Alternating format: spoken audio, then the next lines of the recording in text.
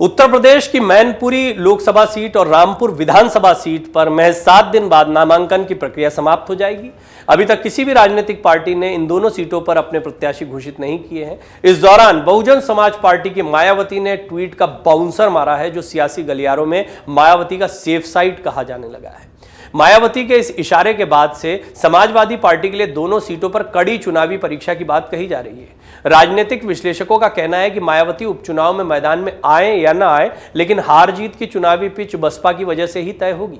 Samajwadi party के संरक्षक मुलायम सिंह यादव के निधन से मैनपुरी सीट पर चुनाव 5 दिसंबर को तय हुआ है, जबकि रामपुर से समाजवादी पार्टी के विधायक रहे आजम खान की सदस्यता जाने से इस विधानसभा सीट पर भी 5 दिसंबर को ही चुनाव तय हुआ है। राजनीतिक गलियारों में सबसे ज्यादा चर्चा इस बात की हो रही है कि इन दोनों सीटों पर बहुजन समाज पार्टी की भूमिका क्या रहने वाली है, खासतौर से तब जब मायावती ने सोमवार को ट्वीट करके उपचुनाव में अपनी पार्टी के न उतरने का जिक्र किया और एक ऐसा ट्वीट का बाउंसर भी मारा जिसके तमाम तरह के सियासी मायने निकाले जा रहे हैं। राजनीतिक विश्लेषक कहते हैं कि ऐसा नहीं है कि उपचुनाव के परिणामों का मतलब नहीं होता है, चुनाव से नैरेटिव सेट तो होता ही है, खासतौर से तब जब दूसरे राज्यों में या उसी राज्य में चुनाव हो या चुनाव आने वाले हों। मायावती का चुनाव न लड़ना उनको तो एक तरह से त्वरित सेफ साइड में पहुंचा देता है, जबकि साथ ही दूसरे राजनीतिक दलों को चुनौतियां देना शुरू कर देता है, क्योंकि मायावती का अपना एक वोट बैंक है और उस वोट बैंक में सेंधमारी ही दूसरे राजनीतिक दलों के लिए चुनौती होती है। तो आइए सबसे पहले हम आपको बताते हैं मायावती ने अपने ट्वीट में कहा क्या, जिससे यूपी की सियासत गर्मा गई। दरअसल मायावती ने समाजवादी पार्टी पर निशाना साधते हुए कहा कि जब गोला गोकर्ण नाथ के उपचुनाव में समाजवादी पार्टी भारी मतों से हार गई तो देखना यह होगा कि क्या अब सपा मैनपुरी और रामपुर की सीट बचा पाती है या नहीं। मायावती ने अपने ट्वीट में लिखा, यूपी के खीरी का गोला गोकर्ण नाथ विधानसभा उपचुनाव भाजपा की जीत से ज्यादा सपा की 34,298 वोटों से करारी हार के लिए चर्चाओं में है। बीएसपी जब अधिकांशतः उपचुनाव नहीं लड़ती है और यहां भी चुनाव मैदान में नहीं थी, तो अब सपा अपनी इस हार के लिए कौन सा नया बहाना बनाएगी।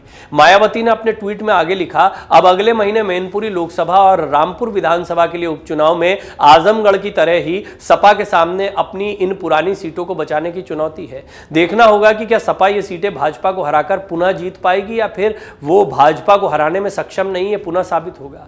राजनीतिक विश्लेषकों का कहना है कि मायावती ने अपने ट्वीट के माध्यम से इशारा कर दिया कि संभव है कि वो इन दोनों सीटों पर मैदान में ही न उतरे। हालांकि मायावती ने आजमगढ़ लोकसभा सीट पर अपना प्रत्याशी उतारा था और उसी वजह से समाजवादी पार्टी का गणित गड़बड़ा गया था और बीजेपी ने जीत का परचम लहरा दिया था।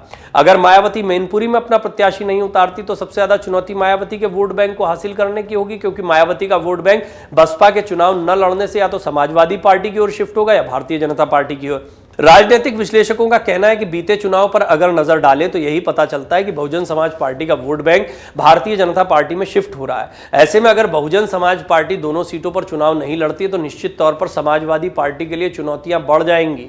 राजनीतिक विश्लेषक कहते हैं कि 2019 के लोकसभा चुनाव में समाजवादी पार्टी और बहुजन समाज पार्टी ने मिलकर चुनाव लड़ा था, तब मैनपुरी लोकसभा सीट पर समाजवादी पार्टी के संरक्षक मुलायम सिंह यादव चुनाव लड़े थे। हैरानी की बात तो ये रही कि सपा और बसपा के गठबंधन के बाद भी मुलायम सिंह यादव की जीत का अंतर 2014 की तुलना में 2019 में बहुत कम रह गया था। यही वजह रही कि चुनाव के बाद समाजवादी पार्टी और बहुजन समाज पार्टी का गठबंधन टूट गया और आरोप लगे कि बसपा का वोट बैंक समाजवादी पार्टी में शिफ्ट नहीं हुआ था। राजनीतिक विश्लेषकों का मानना है कि मैनपुरी में दलित पिछड़ों और अति पिछड़ों की संख्या चुनावी लिहाज से बहुत महत्वपूर्ण है। इन वोटों पर समाजवादी पार्टी और बहुजन समाज पार्टी की दावेदारी है। हाल के दिनों में भारतीय जनता पार्टी ने भी इसी वोट बैंक में जबरदस्त सेंधमारी शुरू की है। ऐसे में अगर बहुजन समाज पार्टी मैनपुरी से चुनाव नहीं लड़ती है तो इसी वोट बैंक के सबसे ज्यादा शिफ्ट होने से ही चुनावी परिणाम तय होंगे। जब सपा बसपा गठबंधन में वोट बैंक समाजवादी पार्टी के साथ नहीं गया था तो इस बार यह कहना और भी मुश्किल होगा कि बगैर बसपा के क्या यह वोट समाजवादी पार्टी में शिफ्ट हो पाएगा। वहीं बसपा की गैर मौजूदगी में भारतीय जनता पार्टी में अगर इस वोट बैंक की शिफ्टिंग होती है तो मैनपुरी लोकसभा चुनाव न सिर्फ समाजवादी पार्टी के लिए चुनौती भरा होगा, बल्कि समाजवादी पार्टी की सबसे मजबूत मानी जाने वाली सीट भी हाथ से खिसक जाती है। और ये आजमगढ़ और रामपुर बहुत बड़े एग्जाम्पल हैं उपचुनाव जो किले माने जाते थे और वो किले भी ढह गए।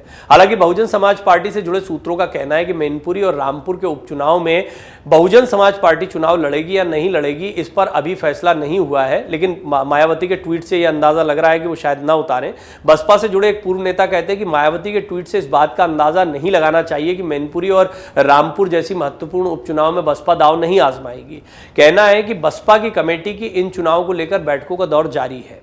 राजनीतिक विश्लेषकों का मानना है जिस तरीके से मायावती ने मुस्लिम वोट बैंक में अपनी सेंधमारी करनी शुरू की है, उस लिहाज से रामपुर और मैनपुरी में भी वो चुनावी समर में जा सकती है। यानी तय नहीं हुआ है, लेकिन मायावती ने इशारों में ये कह दिया है कि आजमगढ़ के चुनाव को लेकर बार बार उनके ऊपर आरोप ना लगाए जाए। कहा जा रहा है कि बीजेपी को बीएसपी की वजह से जीत मिल गई। ये बात सही भी है कि कई जगहों पर समाजवादी पार्टी इसलिए हारी क्योंकि बीएसपी के कैंडिडेट ने अच्छे खासे वोट बटोर लिए थे। लेकिन मायावती गोला गोकर्णनाथ के उपचुनाव के नतीजे से बताना चाह रही है कि वहां तो हमारा कोई प्रत्याशी नहीं था और हार का अंतर देख रहे हैं कितना बड़ा है।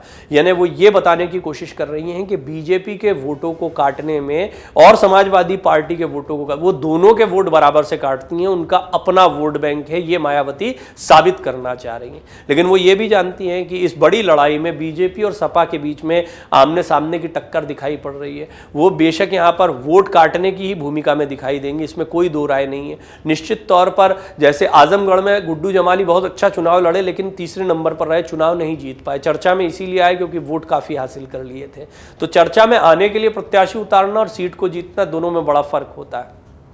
एक नैरेटिव यहां पर सेट करने में मायावती कामयाब होती दिख रही हैं। वो ये बता रही हैं कि अखिलेश यादव के नेतृत्व में वो दम नहीं है कि वो अपने दम पर इन सीटों को जीत पाए। और बेशक वो बार बार बीएसपी के ऊपर ये आरोप लगाते हैं कि बीएसपी की वजह से बीजेपी को फायदा हो जाता है। मायावती के ट्वीट के कई मायने निकाले जा रहे हैं। एक मायने ये भी निकाले जा रहे हैं, जैसे कि बीएसपी के कई नेता कहते हैं कि बिल्कुल ये मत कहिए कि मायावती ने ये कह दिया कि उपचुनाव में वो किसी प्रत्याशी को उतार ही नहीं रहे। हालांकि गोला गोकर्णनाथ का जिक्र करते हुए मायावती स्पष्ट तौर पर यह संकेत दे रही हैं कि जिस तरीके से वहां पर बीएसपी का प्रत्याशी न होते हुए बड़ी हार सपा की हुई है, ऐसे जो सपा की परंपरागत और बड़ी सीटें हैं यहां पर भी उसे झटका मिल सकता है। और यह बात सही भी, राजनीतिक विश्लेषक भी मानते हैं कि अगर बीएसपी चुनाव नहीं लड़ती है तो बहुत मुमकिन है उसका वोट बैंक बीजेपी को शिफ्ट हो जाए, और ऐसा होता है तो सपा की चुनौतियां बढ़ जाएंगी। डाउनलोड करें अमर उजाला ऐप और पाएं खबरें लगातार। अगर आप ये वीडियो YouTube पर देख रहे हैं तो हमारे चैनल को सब्सक्राइब करें और बेल आइकन को दबाना ना भूलें। अगर आप Facebook पर ये वीडियो देख रहे हैं तो हमारे पेज को लाइक करें।